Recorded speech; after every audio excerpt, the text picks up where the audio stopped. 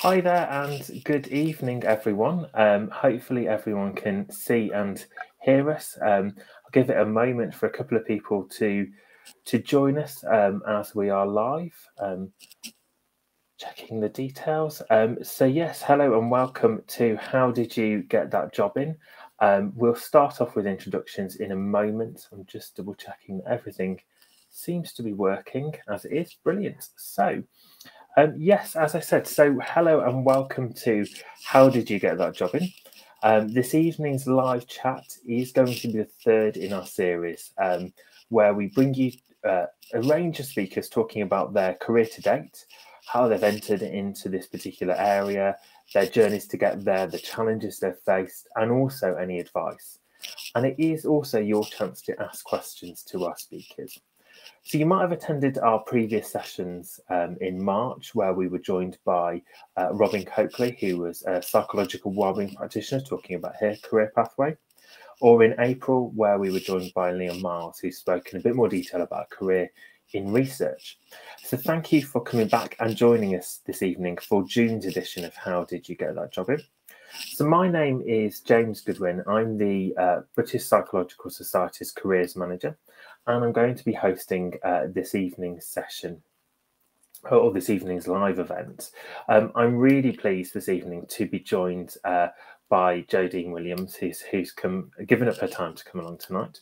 Jodine, I don't know if you wanted to just very briefly introduce yourself to everyone. Yeah, of course. So my name's Jodine. I'm a chartered sports and exercise psychologist. I currently do a few things, but I'll get into that later. But I do some private work, and I also manage a physical activity and mental health project for Watford FC Trust. Fantastic. Thanks, Jodine. And I'm really looking forward to hearing more about what you're involved in at the moment, those different areas, and how you came to be involved in those. And hopefully we'll have some really good questions from our audience. So thank you, firstly, Jodine, for giving up your time to talk to us this evening.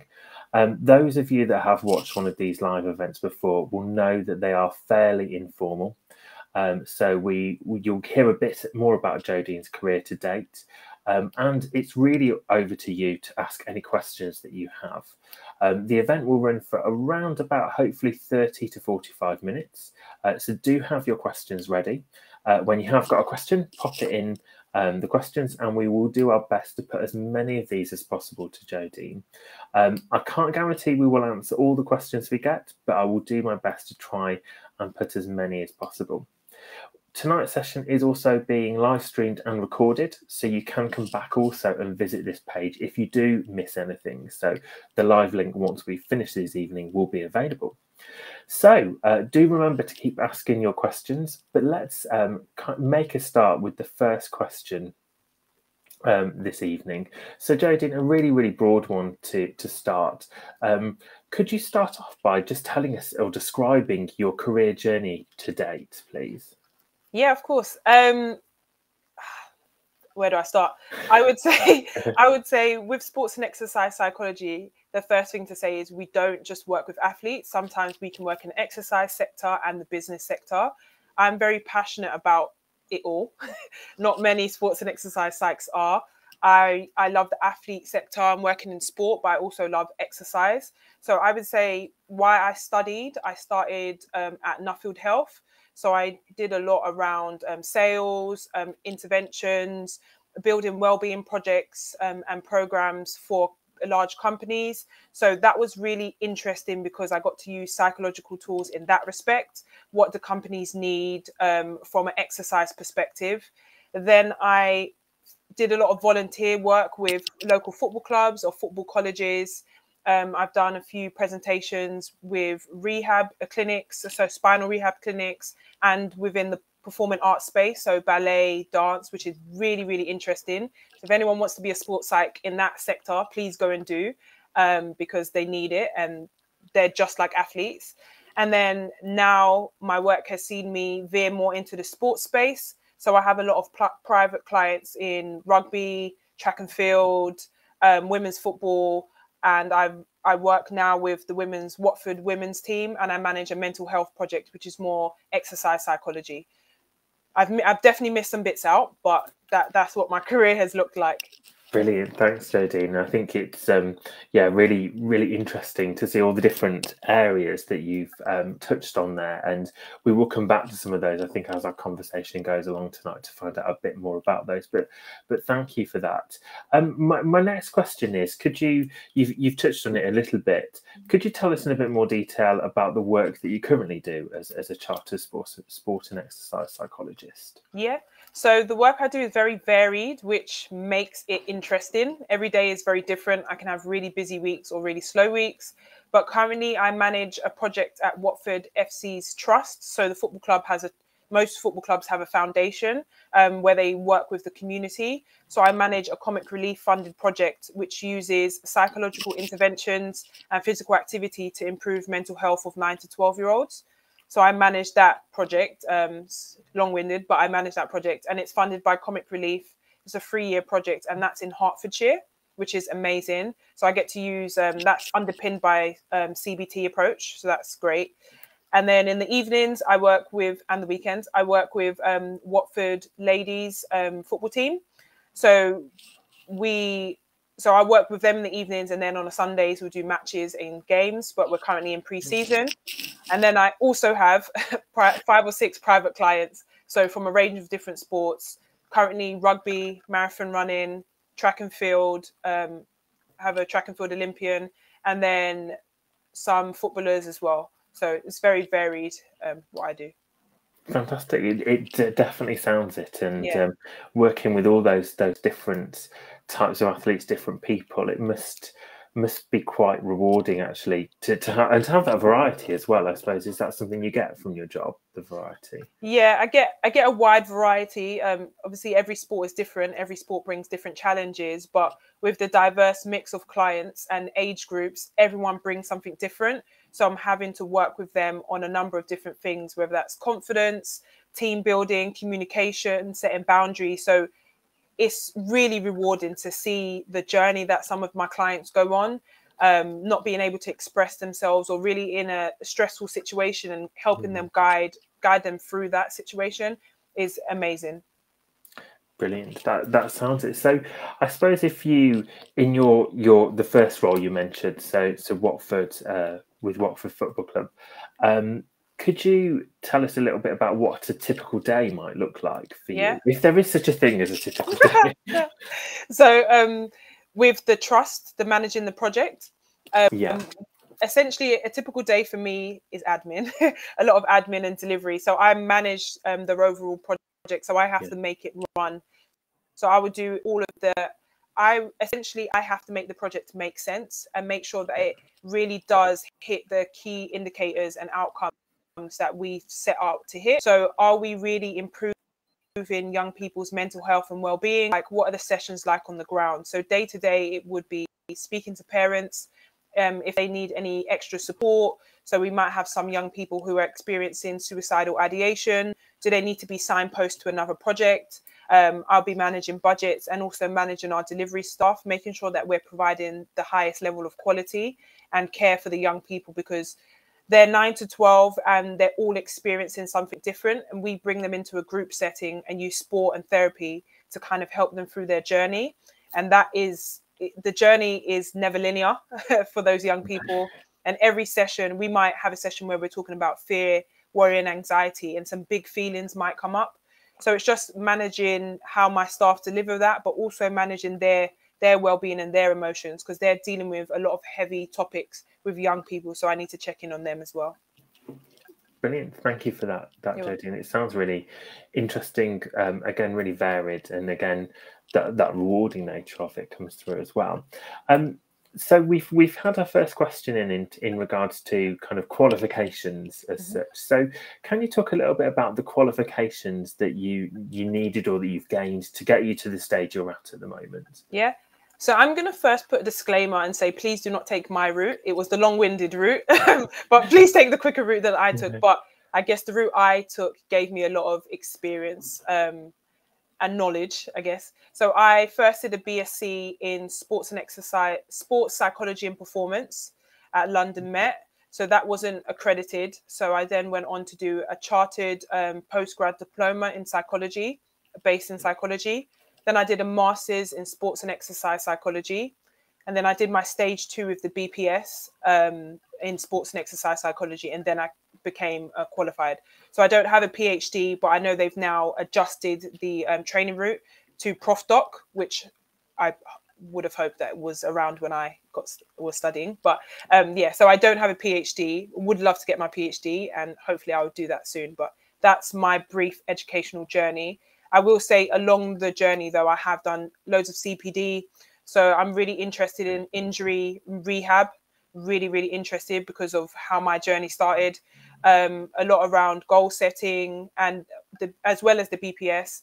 There are a number of other organizations that do qualifications. So I've done CBT practitioner, even though I'm more rooted in humanistic, but I'm interested in how CBT works and connects thoughts and feelings together. So I do a lot of CPD along the way because our degree is only the base level. We can learn so much more past that. And sometimes we want to specialize in a certain field. And mine is injury and rehab. I love it. So brilliant. Thanks, Jodine. I suppose in terms of CPD, you've answered my next question, but I suppose just to follow on from that, in regards to CPD, now you are qualified or chartered. Yeah. How do you ensure you kind of stay up to date or continue your own professional development? Have you got any advice for anyone out there? Yeah, I would say read. I read a lot. I'm a book lover. The books are expensive. If you can buy them secondhand, please do. But I buy a lot of books, and usually it's shaped around the work that I do. If something comes up, I might need to do deeper reading. So, for example, working with the women's team, a lot around mental health and well-being, and given that really whole athlete approach. So I did a lot around well-being, looking at lifestyle as well as being an athlete, and courses that merge the two, and books. So I would say books is always my first point of call. The second point of call is always looking at being up to date with the research. BPS has portals where you can look at the research, Google Scholar, but also having a peer support network. I have a group there's about 7 psychs, and we're in a WhatsApp group.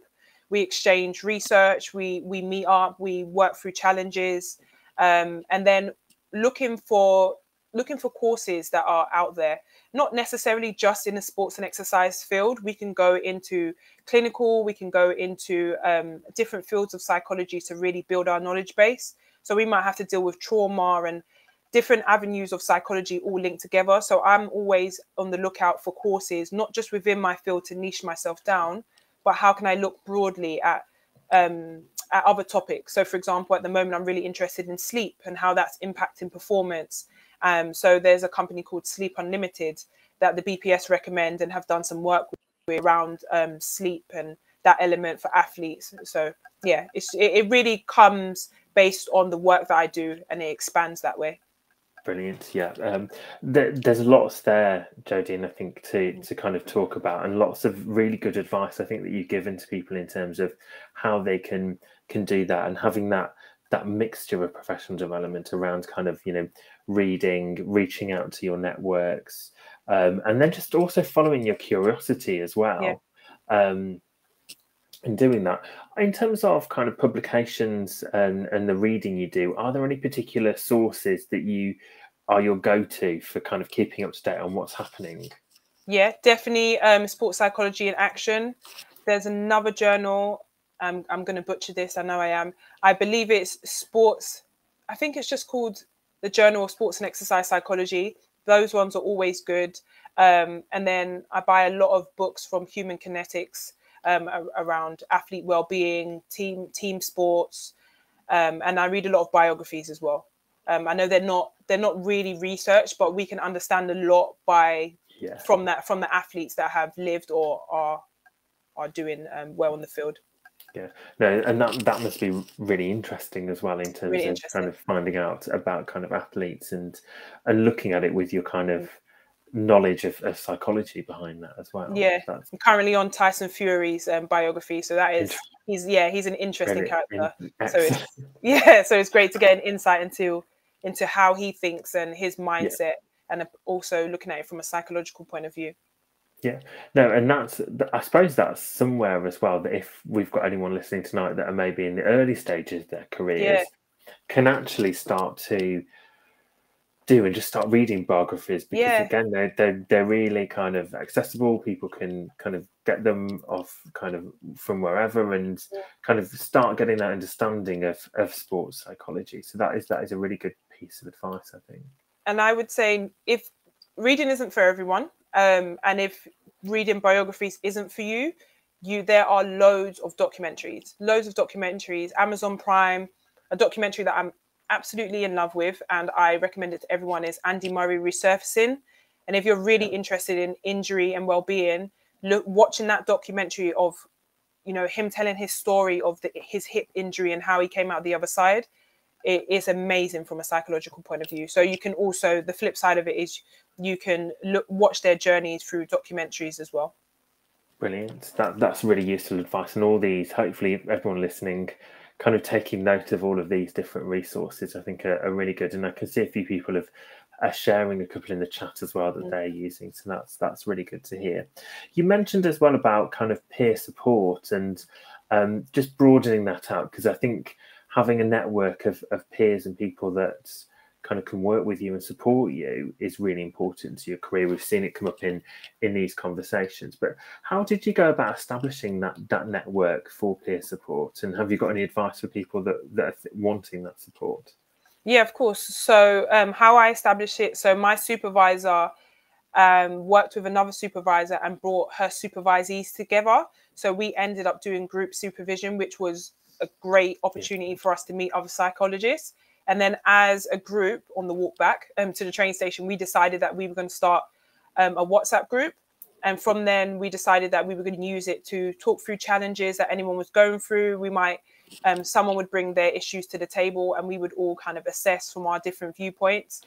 So that's how we set it up. But we also try to add new people to that. We try to meet on a regular basis, whether that be virtually or face to face. And it is invaluable because the sports and exercise psychology journey can be lonely.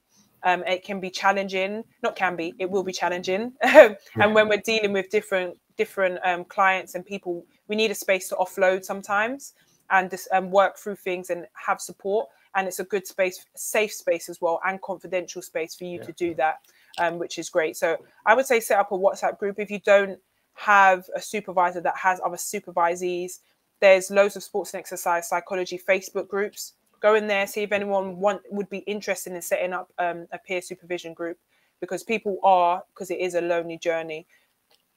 Yeah, that's really, I think, from picking up on themes that have come through in previous sessions, that is so important, having that support network around you, because like you said, it's a very lonely journey with challenges that sometimes you can only feel like it's just you facing it, but when you have that access to that group, it can really open things up. So again, some fantastic ideas and advice there for people, and I would encourage people, whatever stage of their career journey they're at, to pick up on that as well, kind of accessing those kind of Facebook groups, on social media, online, kind of just following people that you're interested in to start to grow that network, because you never know when you can call that in as that support group as well.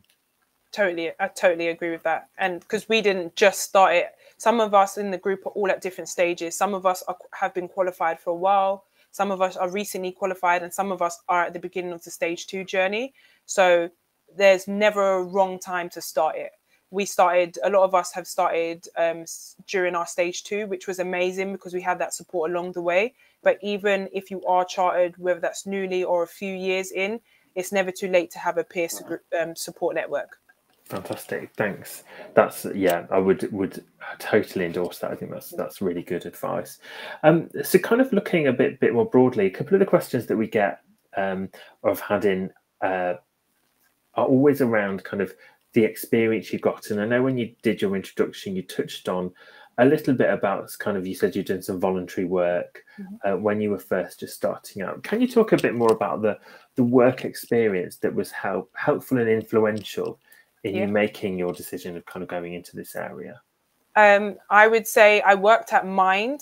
So when I studied my undergrad, so my BSc in sports psychology and performance, people didn't really know much. I'm not that old, but people didn't really know much about sports and exercise psychology. So there wasn't much career advice on where I could go and volunteer. And my association was, okay, I'm going to go and volunteer at Mind. So I volunteered at Mind for a bit. I worked on the reception, but I got to see a lot about mental health and well-being. I got to understand it. They were training me up to take on my own clients. So that was an invaluable experience, especially for the role that I am in today, and how we have seen the statistics for mental health grow, not only in the population, but in athletes. So I would say that was invaluable. Working one-to-one with some new clients. So I worked one-to-one in my stage 2 with a curling athlete. That was really, really invaluable for me. And that was really about word of mouth, letting people know that I'm on the journey. This is what I want to do. This is what I'm interested in. And then people would refer people into me. And I worked with a football club for a bit, but a university football club. So that experience was invaluable as well. Was there any particular, probably a tricky question actually, any particular experiences that you think that was pivotal in me getting, not to where you are, but to the next stage of your career? I would say not one particular, but I would say I already knew I wanted to do private practice.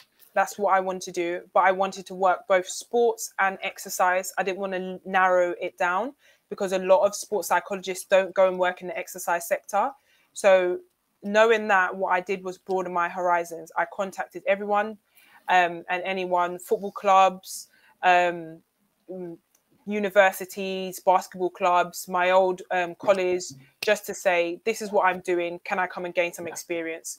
But I wouldn't say there was one piece of experience that was invaluable. I would say all of the bits of experience that I got help to what I do now, and also built my confidence and my experience. So I would say people really need to broaden their horizons and try and do their best to work in a number of different areas and work in a number of different fields. Don't just pick your sport. So I'm track and field based, so I did go track and field first, but then I went to a number of different sports and also performing arts as well. Perfect. That's actually really timely, because for within our careers work, so our whole careers presentation that we do around kind of psychology careers to our university students is entitled Broadening Horizons, with exactly that message as well. So that chimes really nicely. And it sounds like the work you've got, and again we go back to that variety that you had. So you mentioned you did some work with performing arts. How did you apply what you'd learned about psychology and sports psychology to that area? So it was around, don't quote me, but it was around confidence, and it was for their kind of festival of dance. But it's that understanding that sports psychology is essentially, when we work with athletes, about performance. When we work in ballet or performing arts, they're performers. So there is a lot of overlap in the techniques that we can use. So it's not, you won't be out of your depth, if that's the best way to say it. You won't be out of your depth. You can just apply what you do with athletes to performers, because essentially they are athletes. Even if you worked with a high-powered lawyer, the techniques are pretty much the same, because it's a performance that people need to give. Yeah. So thinking kind of, I think, again, that's really, really good advice in terms of the transferability. And I think actually having a sense of, or having that attitude towards kind of going in and actually embracing that slight, I suppose, uneasiness about, well, I'm just going to try lots of different areas, can be quite exciting. It can be a little bit difficult for people as well, I think. You mentioned at the start as well, and you've touched on it as well going through, and you said about kind of within sport and exercise, it's based in, so it can be applied to so many different areas. And you said that you would kind of, it sounds like, gone into it with a very open mind of being like, I just want to get the experience. How did you, is there any advice you would give to people that are maybe exploring the different arenas where sports psychology can be applied? is there any advice you would give to actually making a decision about what area to kind of focus on or go into? I would say, in terms of advice, I would say look at all of the areas first that we can go into. So, for example, when I explored it, it was we could go into the military, we can go into sports, we can go into exercise. But now I've done more research, people are going into performance sectors, they're going into business. So I would say don't limit yourself. Understand how sports and exercise psychology can be applied to that area and see if that interests you. There's no harm in trying it, trialing what you can do and seeing how those techniques can apply. And also understanding that you may not do well, and that's okay. And you might not like that area, and that's totally fine as well. But you need to try it before you knock it, in a sense, because you won't really know. I like working with athletes one-to-one. I love one-to-one work because I can get a lot more done rather than a workshop. But I also, being in a team environment now, I love the team environment. And I love that camaraderie. I love the team cohesion, but I also like business. So I guess it's based on, those are the things that I know that I like, but also I had to try them to understand how my field can be applied here, because there's no linear route for sports and exercise psychology. There's no real blueprint. And when you look at the other sports and exercise psychologists, no one is doing the same thing. Everyone's route is different. So I can't necessarily say you have to do this, but my advice would be try it all, research and see how we can be applied in different sectors, and then see if that is something that you would be interested in. Brilliant. I think that whole try it all, I think, is really good advice to people out there that are maybe thinking, and it's something that more broadly it can be applied to all different sectors of careers, try it, and then see how it goes. Hopefully there'll be something in there that you really like, enjoy doing, or really speaks to you. On the flip side of that, though, when you've tried things and it hasn't quite worked out, how have you developed the skills to kind of be able to kind of, I suppose it's resilience in your career? How have you developed that sense of resilience and being able to kind of go, well, it didn't work out, or it didn't go the way I wanted to, time to move on? How have you developed the skills to manage that? So I would say stage 2 really instilled this in me, but reflection. You need to reflect. Don't just jump from one experience to the next. Think about why this worked, why it didn't work. How could you move forward? Is it just a one-time occurrence? Is it that person wasn't a right fit for you, or that organization wasn't a right fit for you? And then how do you move forward for that with that? So I try to reflect as often as possible so that you're not bogged down, because it's heavy work that we do. And if we don't do something well, it can impact someone's well-being or mental health or performance. So we will take on a lot of the burden. So I would say reflection is a really key tool for me. Yeah, I think that is really important, and to add to really stress how important reflection is, to when it goes to when it doesn't go quite to plan, but also when it goes to plan, I think is really important as well. That again is really good advice, Jodine, in terms of that reflection. And what I would say, just reflecting on that point from what you've said, is from conversations I have with people that are thinking of going into psychology, reflection can be really difficult to do as well when you begin. And it's just a case of sticking at it and just trying it as much as you can, and looking for those opportunities to reflect. So that is really good advice. I'm going to kind of go back to the start, Jodine, if that's okay now, to a question we didn't get around to begin with. But can you tell us a bit more about kind of what motivated you to go into sports and exercise psychology? Yeah, so I would like to put a disclaimer. I always would have been a psychologist or something to do with mindset. I am absolutely intrigued by human behavior, the way we interact with each other, the way we interact with ourselves, how the mind works. So I was interested in psychology anyway, but I would have been more, I had a thing around serial killers and the mindset of that. And I was definitely going to be in the FBI is what I thought. Too much criminal minds. But I was, at the time when I was deciding what I wanted to do, I was actually doing track and field, and I became injured. So I had to have a sports and exercise psych. And that's when I really found out about the profession, because I didn't know about it before. I didn't even know it was a subdomain of sports and exercise psychology. And then when I went to college, I made the decision that that's what I wanted to do, because during my injury, it was a difficult time. I was isolated, I was struggling, I was miserable, I was in pain, and no one really understood what that was like. And no one really helped me through that the way I needed them to help me through it, because they didn't understand and I couldn't verbalize the pain. And I wanted to be that support network for someone else in the long term. And then as I followed on my journey, I realized that sports and exercise psychology has different domains. I can now do exercise, I can do business. So it became amazing for me, so that I can do more than just work with athletes. I can do a lot more. So that's how I got started. Brilliant. And I think that's thank you for sharing that. It's interesting to see kind of what kind of inspired you and that kind of lifelong interest in psychology. And again, we see a lot of people with that, and then kind of how it impacted you personally as well. I think is and showed you kind of the roles that are available and inspired you and motivated you.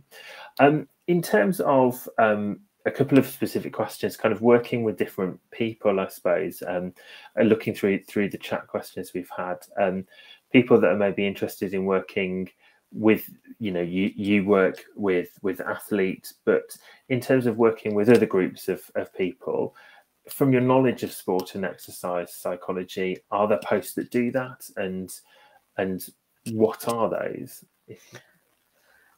Yes, I would say we can apply our skills in a number of places. So, for example, in our peer supervision group, there's a gentleman who works in the NHS with behavior change. There's another girl who does life coaching. So I would say we can apply our skills in a number of different roles. We just have to see if the role fits for us. But I would say we can apply our skills to a number of different populations. So, for example, I did a workshop on injury and rehabilitation, but for people with spinal cord injuries.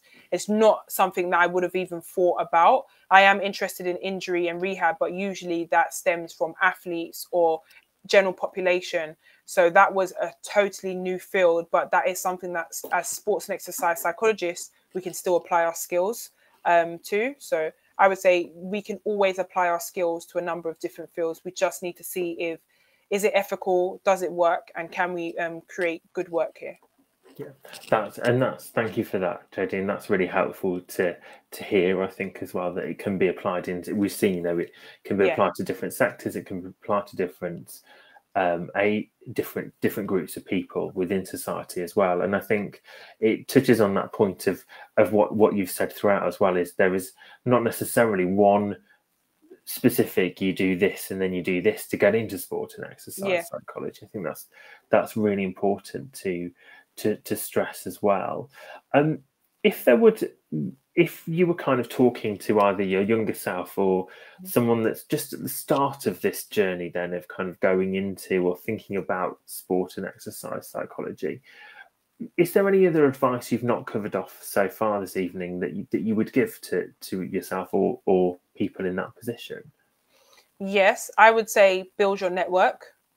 Really, really build your network. LinkedIn is invaluable.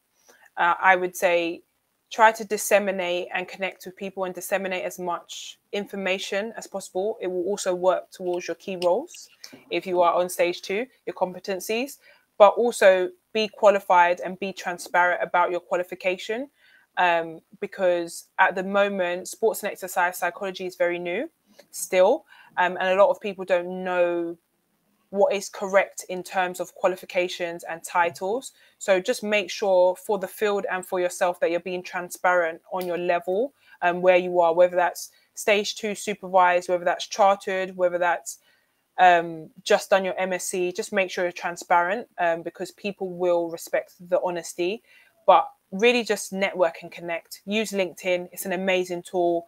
And just try and network, connect, and be around the right spaces and in the right spaces. Brilliant. That is really valuable advice that I would 100% encourage anyone listening to do. In terms of how you kind of use LinkedIn, are there any particular bits of advice that you would give or things that have worked for you? Yeah, so I would say post your achievements, but also post advice. understand who your audience is. So for example, when I post on Instagram, I know that my audience is athletes or people that need my service, or just need advice on goal setting, how to do meditation, all of the good stuff. But LinkedIn, the audience is different. So understand that you're disseminating a different type of information. Who are you connecting with and who are you speaking to? I would say post, share your knowledge, share your advice, because you never know what kind of conversation that can strike up. And also comment on other people's posts and really get the conversation going, because people will message you and you can create long-term relationships. And a lot of opportunities for me have come from people looking at either Instagram or my LinkedIn profile. So making sure that you're doing relevant content, and grow with your content. People are happy to see your growth. People are happy to see that you've just started out here. So you're not too sure on the research, but as you grow, this is the field that you want to niche into. So I would say. Yeah, fantastic. It's all about building up that kind of identity and presence, I think, or in places like LinkedIn, and addressing your audience on there, I think, as well. That's, again, really, really good advice. So just kind of thinking, to summarize some of the points that have come up in terms of bits of advice that you would give. Are there any kind of, if I had to say, what are your top tips to give to people that are thinking about a career in sports and exercise psychology? What would those be? Make sure you research the route properly, so that you don't do more years of training than you need. Learn, always be open to learning, and whether that be books, podcasts, research journals, documentaries. Always be open to learning. Network, find a network of peers, find people that you can talk to and flesh things out and go through items with, and reflect as often as possible, but not only on the bad things. Reflect on the good things and look at your achievements, because there might seem like there's a lot more things going wrong than there are going right, but that's untrue. So I would say always reflect and be open, transparent, and understand that there's areas for improvement. Yeah, they're really good piece of advice. So thanks for that, Jodine. I think just in regards to the route as well, just to give a very quick plug to the BPS Careers web pages. So it's something that myself, and Natalie, my colleague who I work with, are working on at the moment, of kind of hopefully simplifying those pages. But at this stage, have a look. I would encourage anyone that's thinking about their different, what area of psychology they want to go into, just have a look at those pages, because there is some information on there in terms of what the qualification pathways are as well.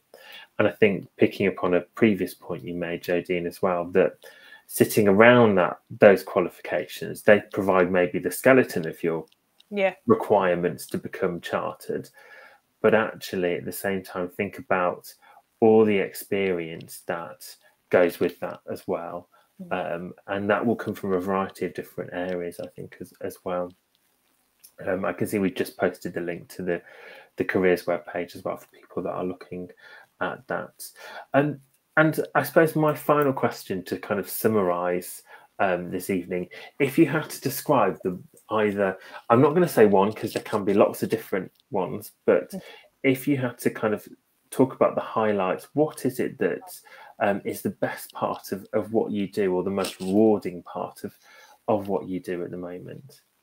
The end outcome is definitely the most rewarding. I have seen clients who are struggling performance-wise, struggling motivation-wise, thought-wise, and to see them come out of the other end and achieve what they need to achieve, I think that's the most rewarding, because you're on a journey with them and they can't see all the good bits that is happening and how they're working towards their goal just yet. And then they achieve their goal and you get to reflect, and you just, that is the most rewarding part, I would say, of the journey. It's helping people changing their lives and changing their lifestyle. Yeah, that when you're talking about it, that really comes across, I think, from you as a motivator as well. Thank you for that, Jodine. That was absolutely fantastic, all of that advice there. And anyone listening, I would wholeheartedly say, watch this back if you're watching the replay of it.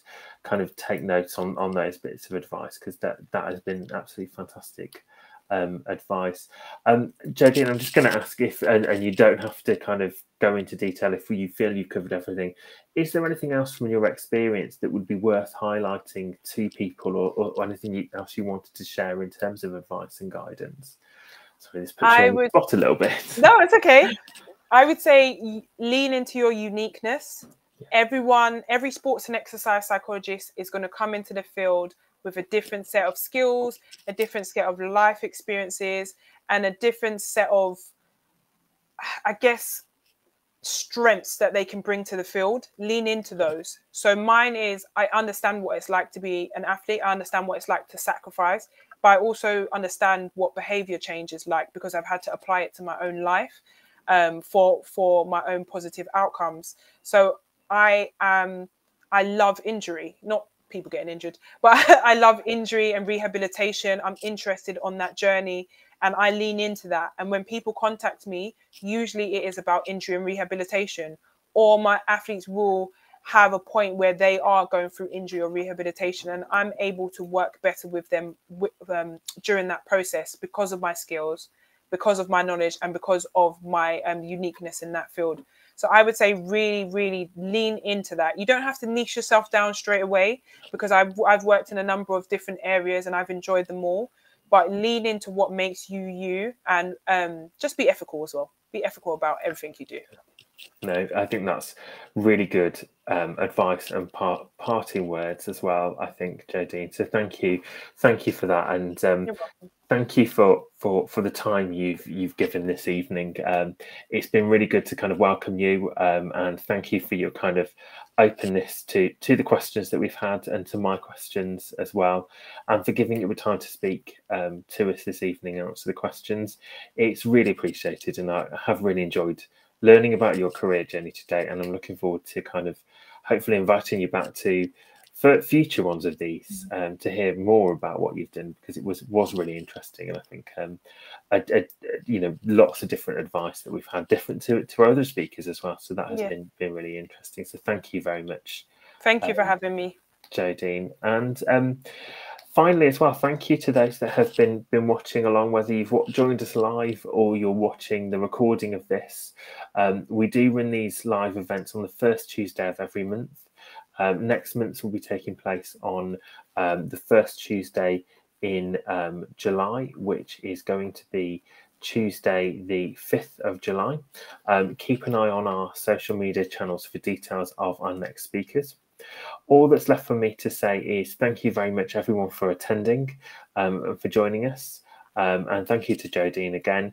It's been great to have you here, and I hope everyone has a fantastic rest of your evening and rest of your week. Thanks very much, everyone. Thank you. Thank you.